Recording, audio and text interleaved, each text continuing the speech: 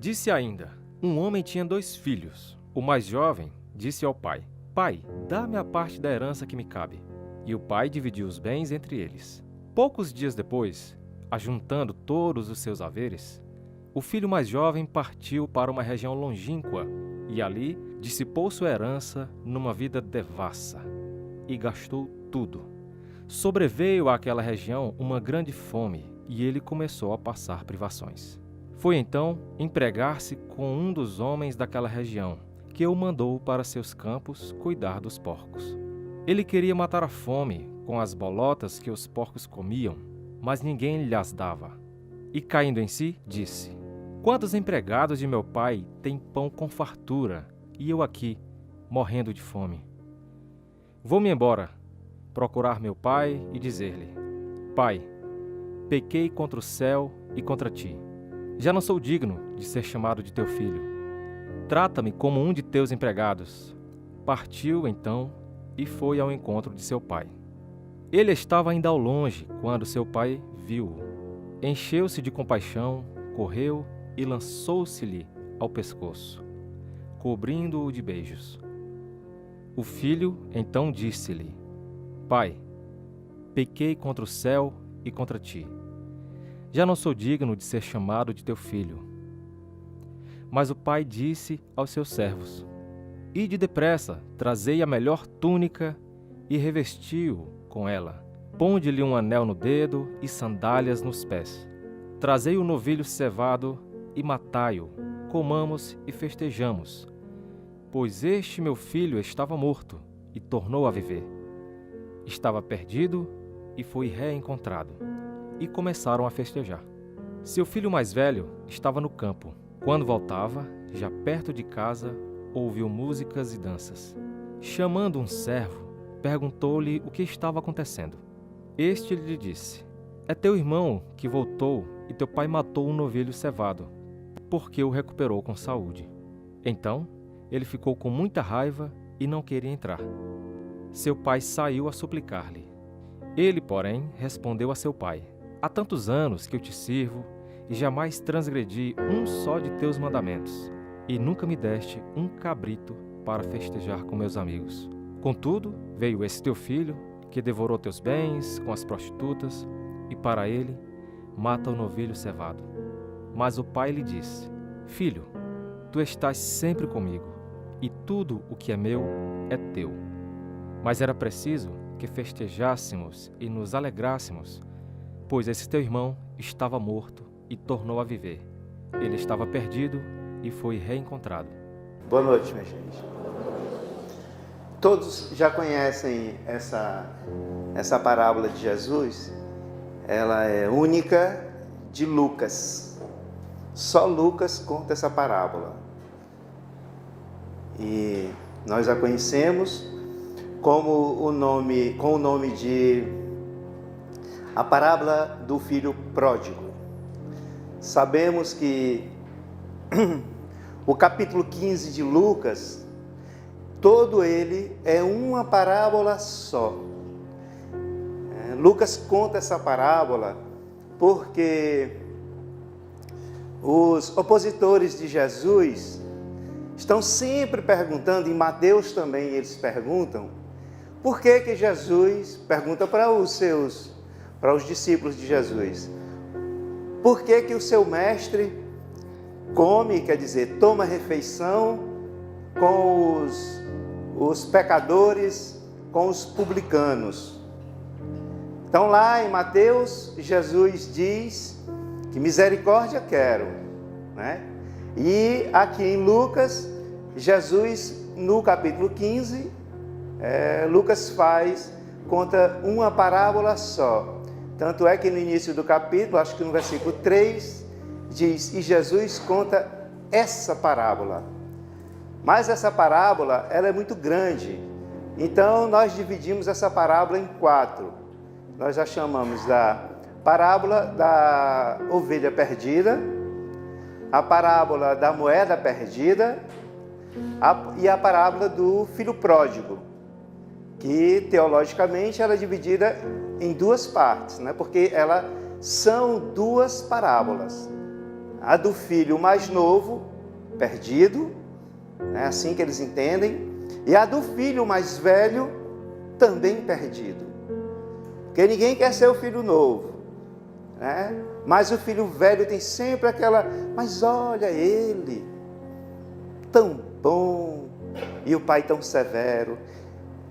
Mas o que Lucas quer mostrar para nós, e essa parábola é assim, dita a parábola do pai misericordioso, ou a parábola dos dois filhos, o que Lucas quer mostrar para nós, o eixo semântico dessa parábola, é exatamente a misericórdia de Deus. É o que Lucas quer focar, porque todo o evangelho de Lucas, inclusive o Atos dos Apóstolos também, que foi escrito por ele, é isso que ele quer mostrar. Os perdidos, que ele chama, né, das pessoas perdidas. Por isso que eu coloquei aqui e frisei, perdido. Onde tem perdido aqui eu botei. Tá? Porque toda a parábola do capítulo 15 fala dos perdidos e que Deus sai ao encontro dessas pessoas. Para nós espíritas, não é? Ninguém está perdido, nós somos ainda ignorantes e estamos evoluindo, estamos processando nossa evolução.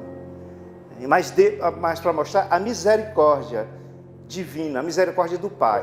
Então Lucas conta toda essa parábola, nós a dividimos em 4 partes, e essa aqui é a que a gente vai hoje falar sobre ela. E depois nós vamos ver uma grafia, né, de Rembrandt.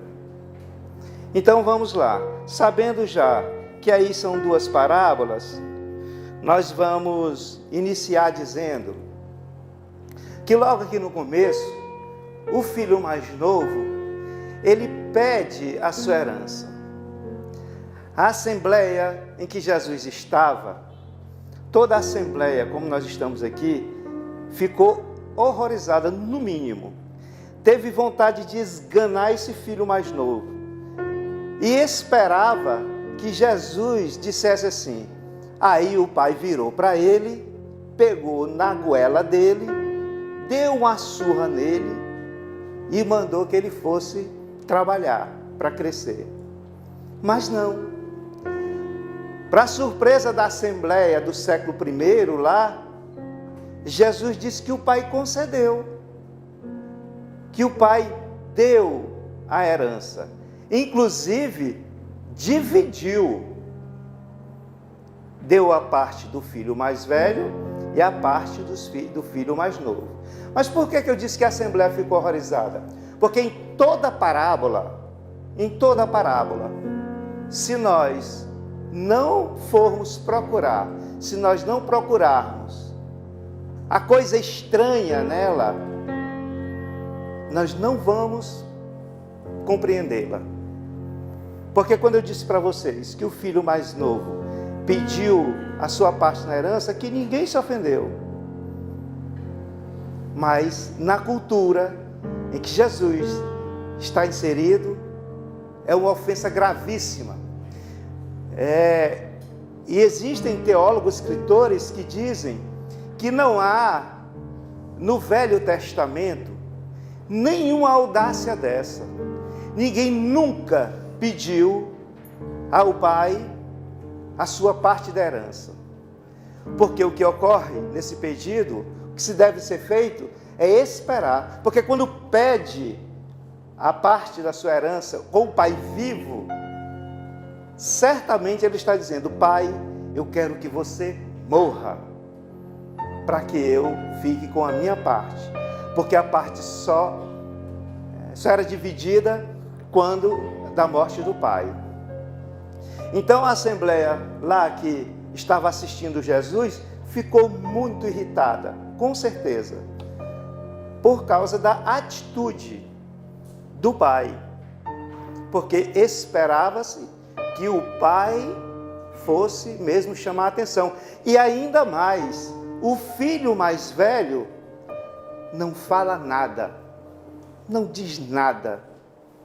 Mas por quê?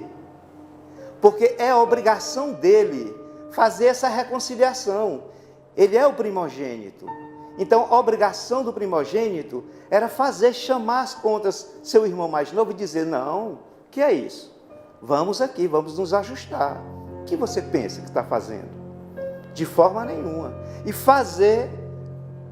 entrosar novamente. Porque aqui houve a cisão entre o filho e o pai. Acabou-se. Para o filho, ele está dizendo para o pai, eu não quero um relacionamento com você. Me dê minha parte. E ainda foi para o estrangeiro. E aí também faz a cisão com o clã, com toda a aldeia. Então ele está dando duas mensagens vigorosas. Pai, eu quero que você morra. E vocês todos, eu não gosto de nenhum de vocês. Eu não sou feliz aqui. Então, vou-me embora. Vou para o estrangeiro. E um judeu, um hebreu, fazendo isso, pode ter certeza, ele é digno de, no mínimo, ser mesmo escorraçado. Mas ele fez. Então, Lucas está contando isso para mostrar que Deus, que a misericórdia de Deus, existem controvérsias, porque existem teólogos que dizem que não devemos dizer que Lucas conta essa parábola, bota essa parábola de Jesus, com a ideia de que aqui é Deus. E outros dizem que ele está falando mesmo, é que esse pai é o próprio Deus. Humildemente, eu vou seguir o pessoal que eu estou estudando, que é o Haroldo Dutra Dias, a professora, doutora, irmã católica, Aila Pinheiro. Então, estou seguindo eles e eu acredito que seja assim, e que assim deve ser. Então, sendo o eixo semântico a mostrar a misericórdia de Deus, Lucas vai desenrolando essa parábola e vai, diríamos assim, apertando o nosso coração.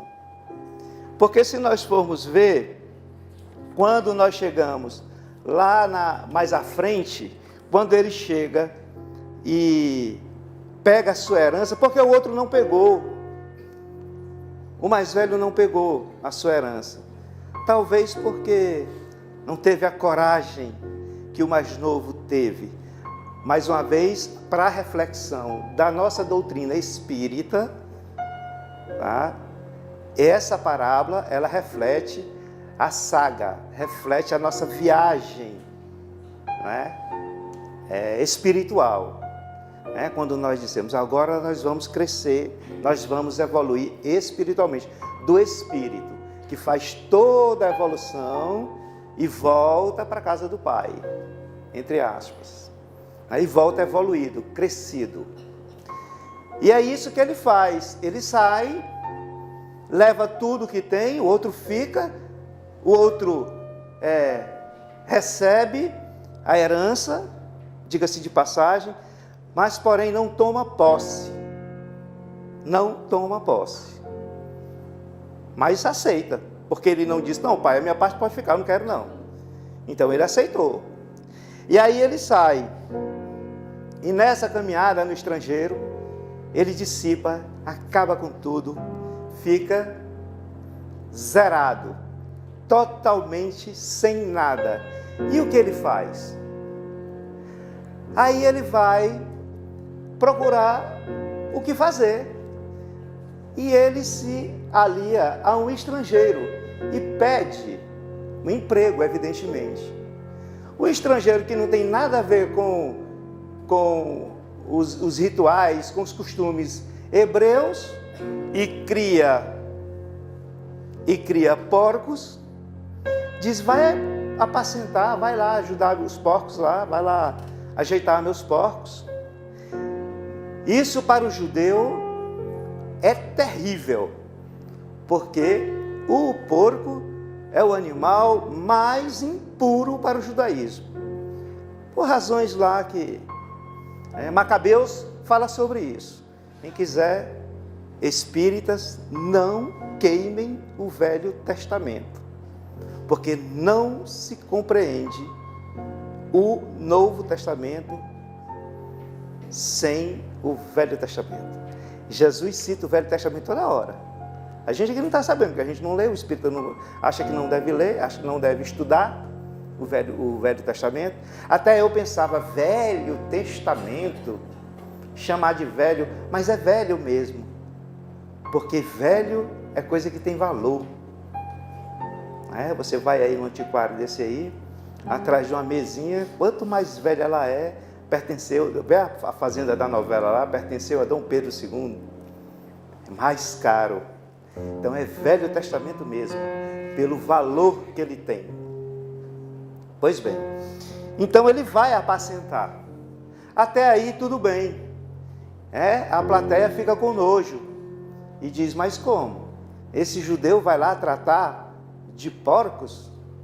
Vai se envolver com porcos? Está impuro. Olha, quando o judeu entra nessa situação de impureza, é terrível para ele fazer novamente a purificação.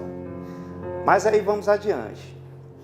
Ele começa a passar tanta fome, mas tanta fome, que ele tratando dos porcos, ele tem vontade de comer. Aqui é a Bíblia de Jerusalém, aqui, para quem gosta de texto bom, é o melhor que nós temos, a melhor tradução que nós temos, Bíblia de Jerusalém.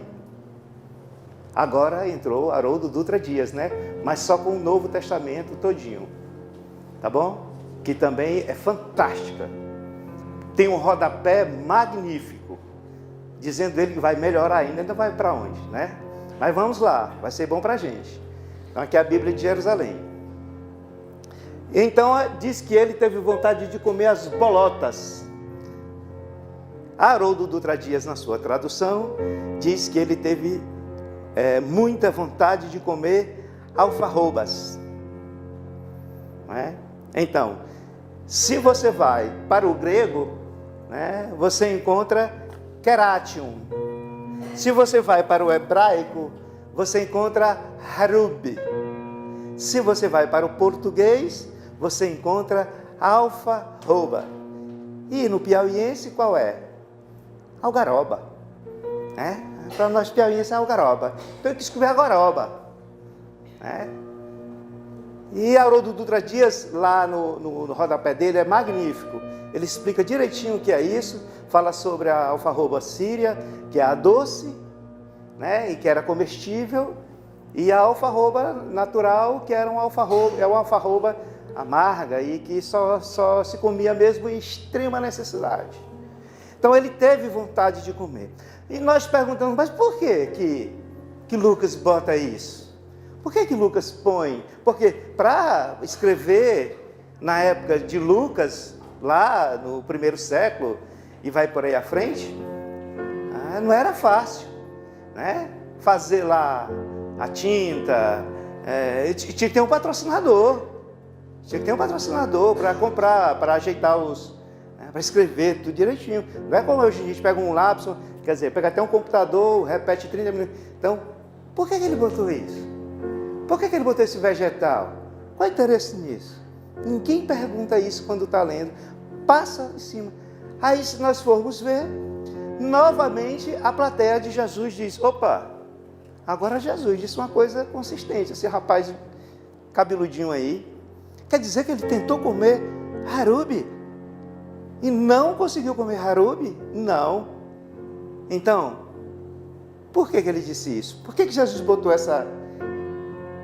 Porque Isaías diz assim, se o israelita anda bem, ele tem fartura, ele se alimenta bem.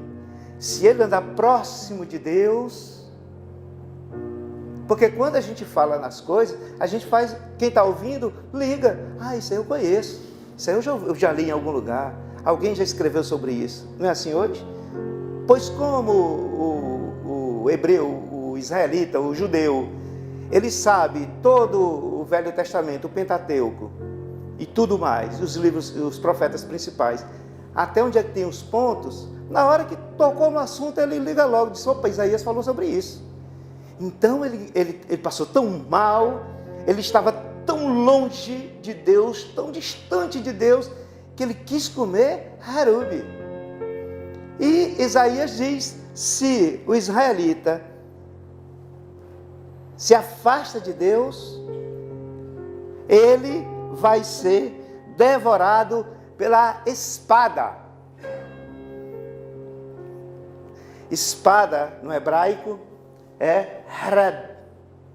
Como lá na escrita deles, não tem a vogal, só tem consoante, e são as mesmas de harub. Na hora dos rabinos interpretarem isso aqui, se confundiram e não botaram espada, botaram harub.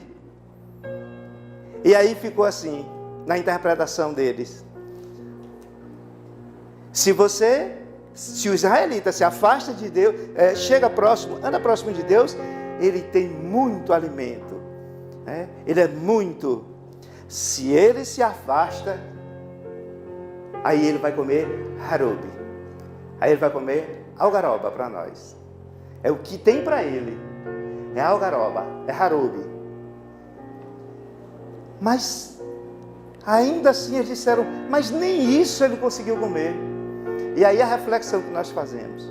As vibrações baixaram tanta que nem isso ele conseguiu. As vibrações para nós espirituais baixaram tantas que nem isso ele conseguiu. Para você ver a distância. E nós devemos entender que a distância, no meu entendimento, não é tão importante. O que é mais importante é o abismo que nós criamos entre nós. Porque eu posso estar muito próximo dela, mas existe um abismo enorme entre nós dois, que eu não posso transpor. Lá na parábola lá do Lázaro e o rico, tem dizendo isso. Por isso que Jesus fala do abismo. Não crie, não faça o abismo agora. Diminui, aterre esse abismo. Porque você pode até estar próximo. Quantas vezes nós não estamos próximos dos nossos próximos e não estamos próximos?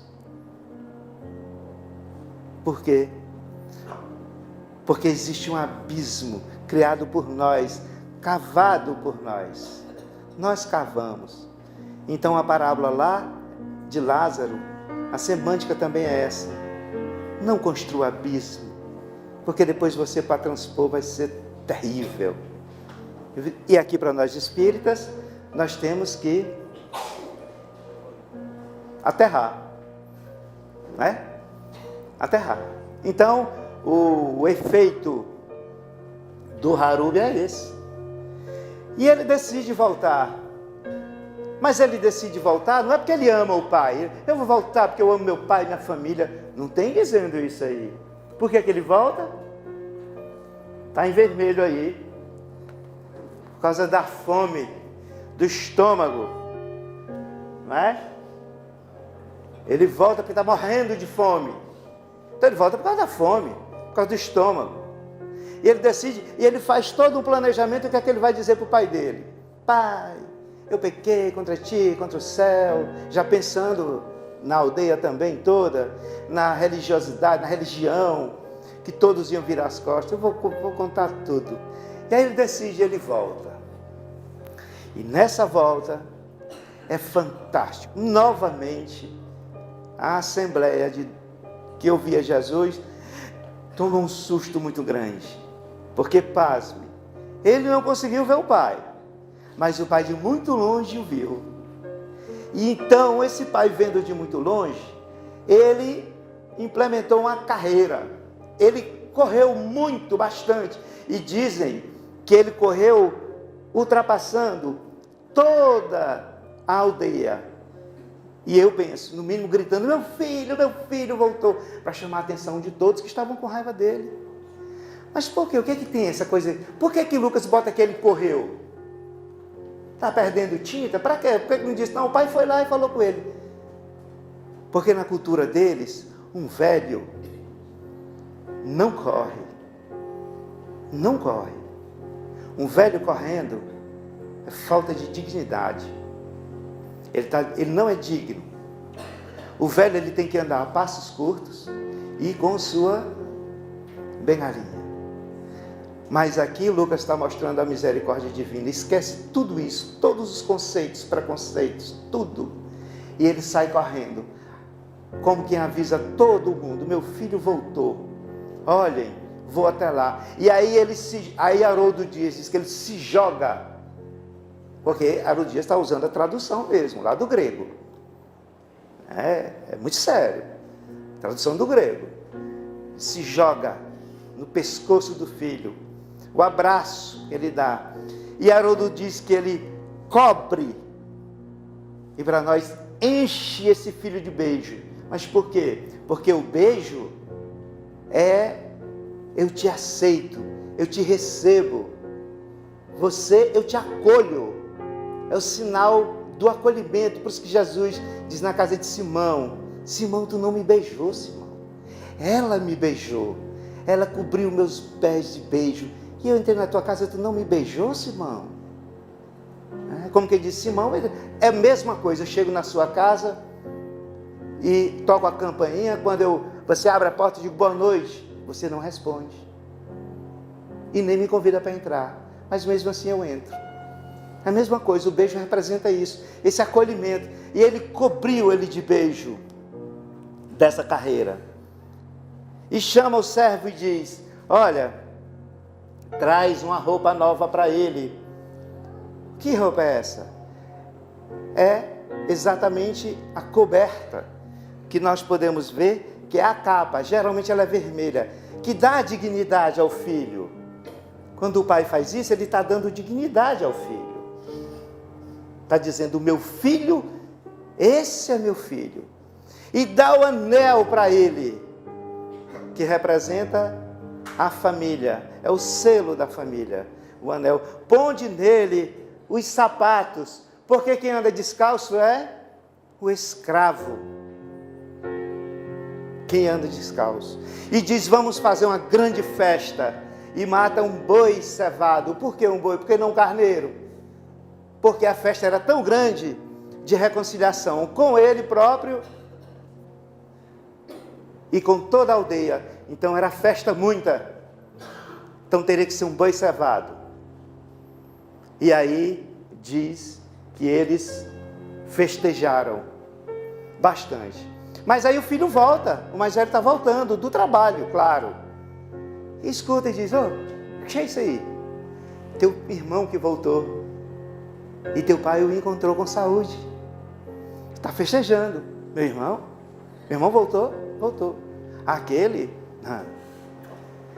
E ele, pasme, como aqueles lá do começo da parábola, que não entravam nas casas que Jesus entrava para comer, para se alimentar, para jantar, para almoçar, ele também não entrou. O bonzinho, o irmão bom, não é? Todo mundo quer ser esse aí. Não entrou. Não, eu não entro nessa casa aí não. Esse irmão está aí. Era dever dele entrar e ver o que está acontecendo novamente, fazer novamente o aconchego. Recebeu o irmão, inclusive. E o pai, ele insiste muito com ele. Insiste bastante com ele. Para que a irmã ela disse que ele insistiu bastante com ele. Até uma insistência materna. E o que é que ele faz? Irritado, com raiva, zangado, né? Ele, com muito ódio no coração, ele diz: esse teu filho, depois de dizer tudo que ele cumpre cumpre tudo que o pai diz e tal. Quem que cumpre tudo? Quem é? Na época, é o fariseu. Jesus está relacionando ele com o fariseu. E se o fariseu estiver na assembleia, está dizendo: está falando de mim. Esse rapaz está falando, porque eu cumpro todas as regras. Eu sou legalista. Então, esse teu filho volta e você mata um cevado para ele e não me dá nem um carneiro. Ora, ele podia tirar um carneiro. Ele era um administrador, ele já era maior de idade. Ele não tinha posse, mas ele já administrava. Não tinha problema nenhum tirar um carneiro para ele e comer com os colegas dele. E o pai insiste. insiste bastante e diz que no grego, ele diz inclusive assim para ele: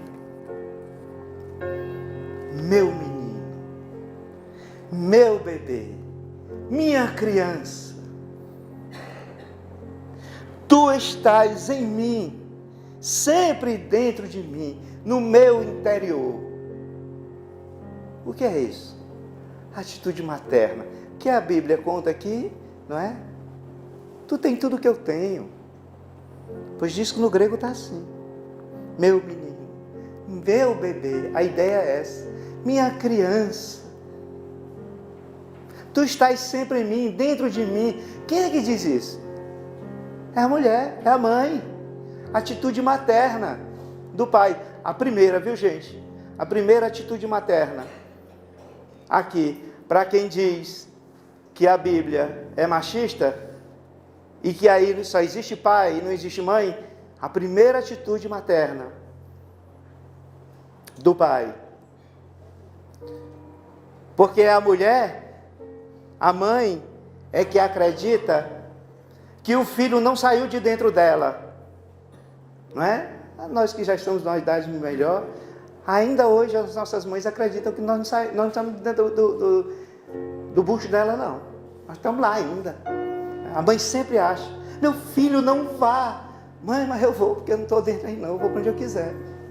Né? Então, a atitude materna. É a primeira atitude materna. A atitude materna misericordiosa. Misericordiosa. Então,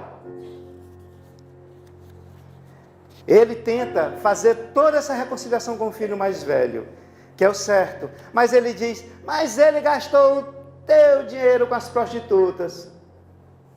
Onde é que está escrito que ele gastou o dinheiro com as prostitutas? Vocês acharam aqui o narrador dizendo? Não vão achar. É ele que se acha muito certo, e o problema de quem é muito certo é que não faz nada errado, e que todos fazem, tem vontade de fazer o que o outro faz, não é? E acusa. Ele gastou com a prostituta, talvez ele tivesse. O pensamento dele era esse. E falou: olha, ele gasta com as prostitutas. Mas aqui não tem narração. Outra coisa, procure aí o filho mais velho, ou lá quando vocês forem ler, chamando o pai de pai. Não tem. Ele não chama o pai de pai. O narrador chama o pai de pai. O servo chama o teu pai, pai de pai. O filho mais rebelde, chama o pai de pai. Mas o bonzinho não chama o pai de pai, não.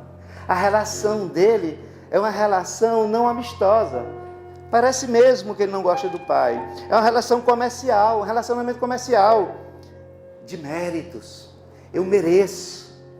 Trabalhei, eu mereço. Será que a relação nossa com Deus é de mérito mesmo? Porque quem merece vai cobrar. Quem merece, cobra. Imagina nós, né? Roberto Holden diz: imagina nós, criaturas criadas, que fomos criados, chegando para o Criador e cobrando dele o nosso mérito. Aí fica para a gente imaginar: não será que é mesmo mérito? Não sei. Então a parábola toda nos mostra exatamente isso. Essa misericórdia de Deus, onde o amor que o Pai tem pelos filhos, o amor que o Pai tem por nós, não depende de maneira alguma do amor e nem da atitude que nós temos em relação ao Pai. Não depende. Eu fiquei curado por causa disso. Eu fiz isso porque eu vou muito ao centro espírita. Não é, independe.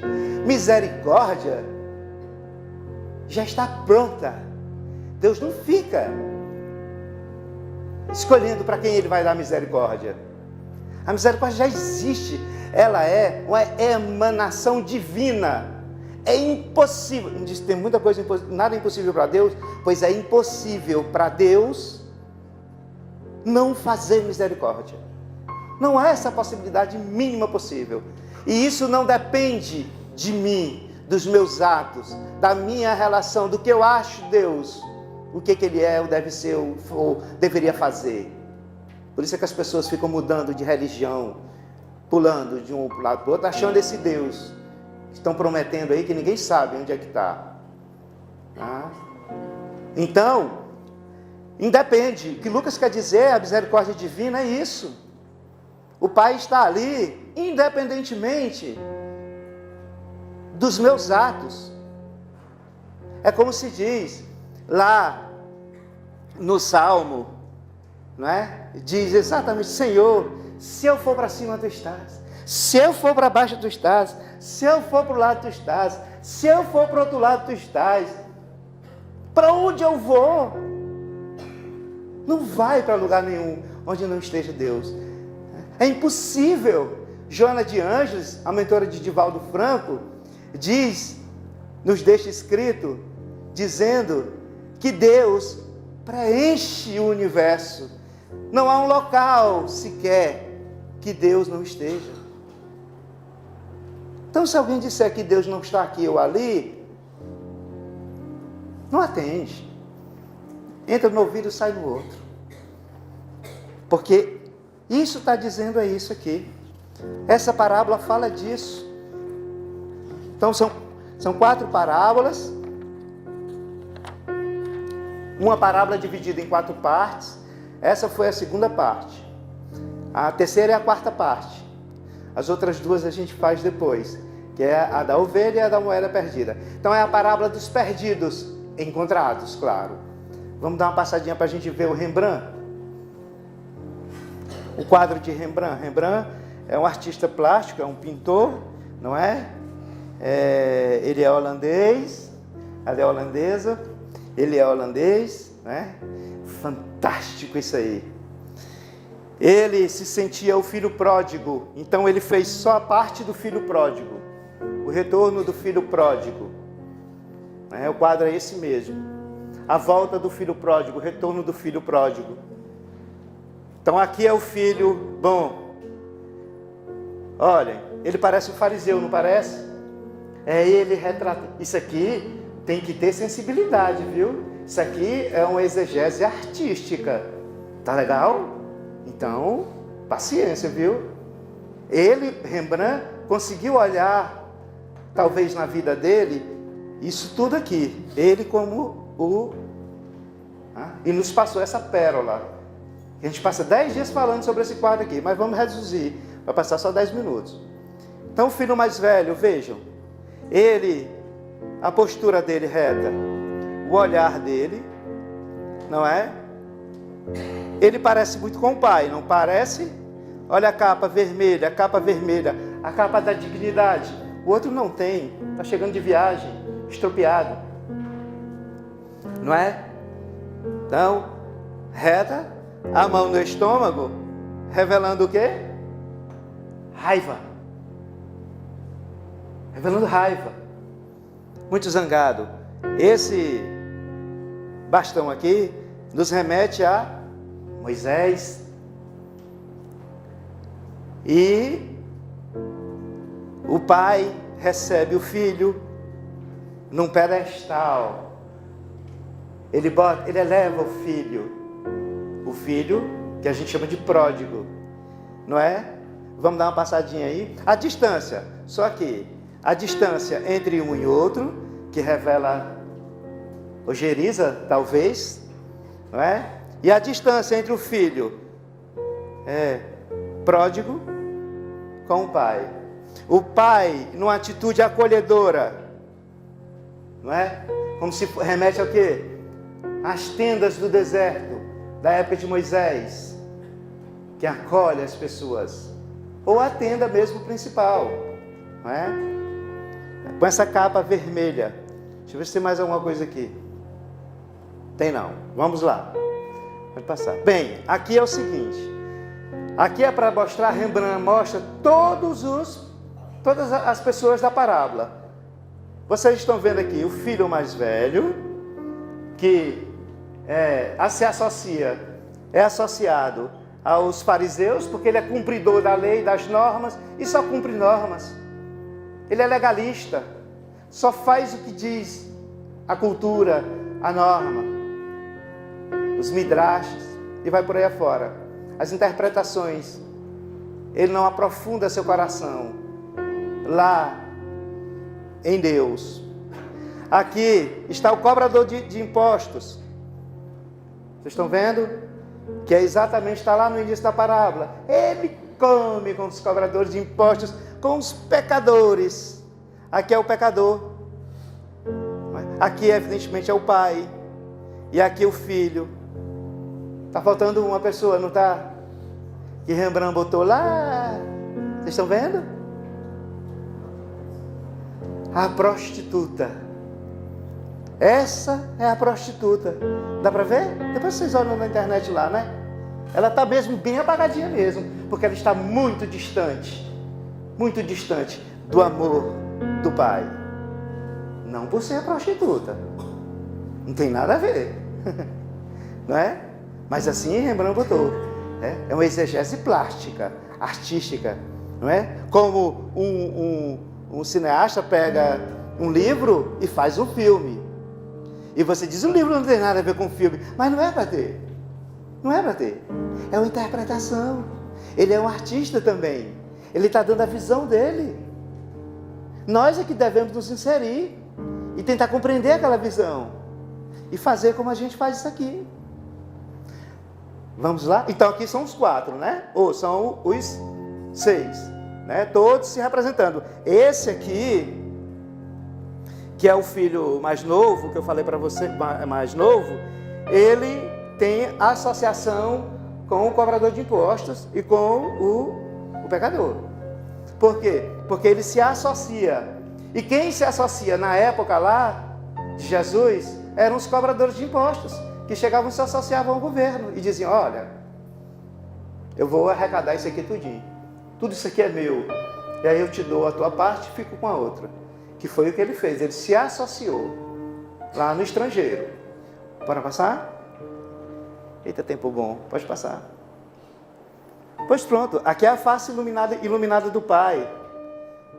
Toda a face. É dela que sai toda a luz que clareia o que está perto, principalmente o filho, e vai clareando o outro filho, e quem vai se afastando vai ficando na escuridão. Vai comendo o quê? Rogaroba, harubi, as pessoas que comem harubi, né? Então é para mostrar que do Pai sai toda a iluminação, ilumina o filho, não é? Vamos passar mais um pouco, para a gente fazer mais um pouquinho. Aqui Rembrandt, eu acho que ele, aqui é uma espada, aqui essa parte, é uma espada, aquelas espadinhas, que ele deve ter representado como um anel, porque aqui tem o selo da família. O que é que Rembrandt está querendo fazer com isso aqui? Porque não tinha espada na parábola, por que ele botou? Ele está querendo demonstrar exatamente o que o filho pródigo, diríamos assim, porque ele podia ter vendido esse aqui e ter se alimentado, né? Ter montado um comércio, sei lá. Mas ele não vendeu. Por quê? Por causa da afinidade. Que ele ainda deixou esse laço afetivo. Então Rembrandt fez isso aí para nós. Deu essa, para mim, representou o anel aí, não é? Nessa espadinha. Vamos lá? Aqui põe sapato. Aqui quer dizer que o filho pródigo caminhou muito, andou muito. Nós, espíritos, caminhamos muito, até chegarmos a estar descalços. E o Pai disse, quando o Pai nos encontra, porque é Ele que sai em busca. E a tarefa de Jesus, a parábola está dizendo, a tarefa de Jesus é a mesma tarefa de Deus. Sair em busca dos perdidos. A gente fala perdidos porque a gente está falando teologicamente. Em busca dos perdidos. E acha. Nós espíritas, nós dizemos, como eu falei para vocês, nós falamos na ignorância. Não é? Tem alguns que falam no mal, mas deleta. É ignorância mesmo. Nós estamos evoluindo. Nós não estamos ficando bem, não. Nós estamos evoluindo. Crescendo, evoluindo. Então, ele mostra aqui os pés, né? Para nos mostrar como estava mesmo surrado, como a caminhada foi longa. Então não deixa ele ser um escravo. Você não vai ser um escravo. Porque o pai nem liga quando ele começa a falar, pai, não sei o que, o pai diz, menino, vai ali, mata o boi logo, traz logo o negócio. Nem liga porque ele diz. O outro não, lista todo. Eu sou o bom. Ele não. Quer dizer, ele não consegue. Vamos passando? Agora chegou no momento culminante. A sensibilidade. A mãe. Vocês estão vendo a mãe aí? Me dê mais só 3 minutinhos. Vocês estão vendo a mãe? Vocês estão vendo a mãe? Aonde? Aqui. Vocês estão vendo a mãe aqui? Outra atitude materna. O filho grudado no que seria o útero da mãe. Mãe. O que a doutrina espírita diz? Deus é pai e mãe. A pessoa diz, Deus é pai, não é pai e mãe. Espírito não tem sexo, né? Tem mesmo não. Atitude acolhedora, ele puxando, meu filho vem, e o filho se acolhendo, querendo, como se quisesse entrar no útero. Depois vocês analisem bem isso aqui, porque isso aqui você passa 10 dias falando sobre esse quadro aí, se quiser. E é só porque é do filho pródigo, não tem o rapaz aqui, o bonitão. E aí, olha, o pai puxa, acolhe, vem meu filho. Atitude materna de mãe. Mas tem mais mãe aí. Alguém consegue ver? Acho que alguém já viu. Vocês não viram a mãe ainda? Pois eu vou revelar a mãe para vocês. Deus mãe. Deus mãe. Olha a diferença das mãos, gente. Olha a mão esquerda do pai, máscula, forte, viril, puxa, eu estou aqui me arrupiando todinho, não é nem o espírito não, sou eu mesmo, viu? Eu estou todo emocionado. Olha a mão grande, os dedos, mãos apertando, dizendo, eu te dou todo acolhimento, não é? Eu faço de você, eu te dou, eu te recebo, eu te protejo. A mão do pai. A mão delicada. Viu? Olha aí, viu? É porque tem gente que não gosta de falar, né? Mas está aí a mão delicada.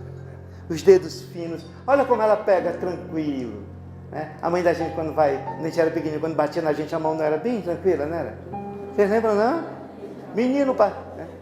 Mãe, eu não passo, não. Passa. Mãe, eu não passo. Passa. Por que eu tenho que passar aqui? Eu não posso passar por ali. Passa por aqui.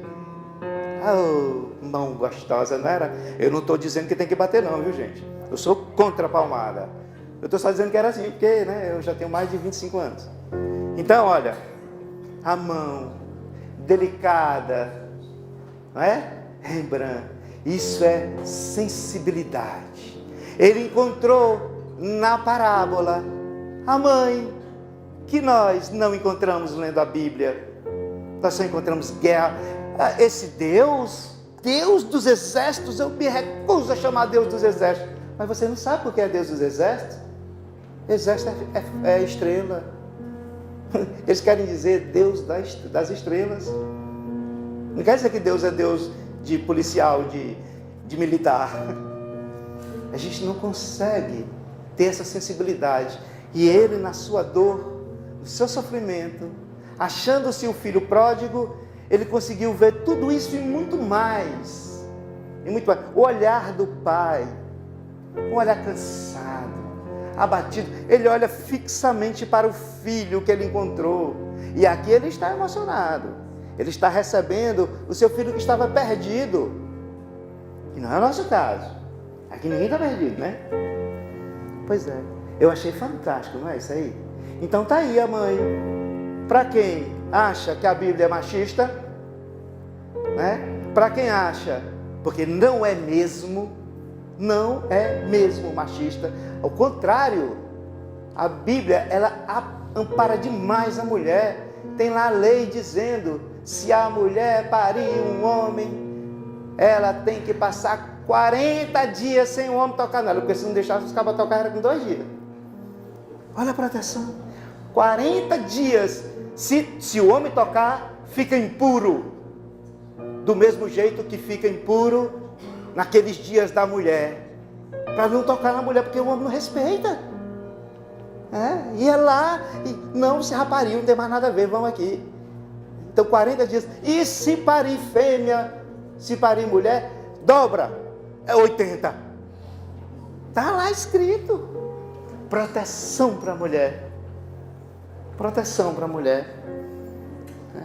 Então, aqui é a mensagem que eu deixo para... Olha aqui a cabeça do filho, né, querendo entrar no útero da mãe, né, com a cabeça baixa. Ele até segue uma forma uterina, né, que os psicólogos aí sabem aí, que é querendo ser criança de novo. Ô, mãezinha, olha como ele se sentiu acolhido, demais, demais. Então, depois vocês olhem, as mãos... Fica até pequeno, né, com relação ao... Fica. Olha aí, viu? Que a altura, mesmo estando no pedestal. Então, minha gente, a sensibilidade de um artista que nos traz uma exegese dessa plástica artística, e se a gente puder, a gente passa 15 anos falando sobre isso aqui. E Lucas, que fala da misericórdia do Pai, e que nos traz essa sensibilidade de que independe dos nossos atos, independe dos nossos pensamentos, independe de tudo que nós somos, para que o Pai nos ame. O Pai não precisa que nós o amemos para que Ele nos ame. Não tem essa necessidade. Nós vamos amá-lo com a nossa evolução um dia. Mas não é a primeira necessidade. A primeira necessidade é cumprir as nossas tarefas evolutivas. É cumprir o nosso caminho evolutivo. Está aí, a misericórdia do Pai. Por isso é que o nome da parábola é a parábola do Pai misericordioso, ou a parábola dos 2 filhos. Do filho mais novo, perdido, e do filho mais velho, perdido. Então, que nos achemos no caminho de Jesus. E que Jesus use as suas 2 mãos. Porque essa mão feminina é a mão da misericórdia. Misericórdia, procurem saber, está relacionada com o útero. Tá? Está relacionada com o útero, misericórdia. Então vamos procurar isso aí.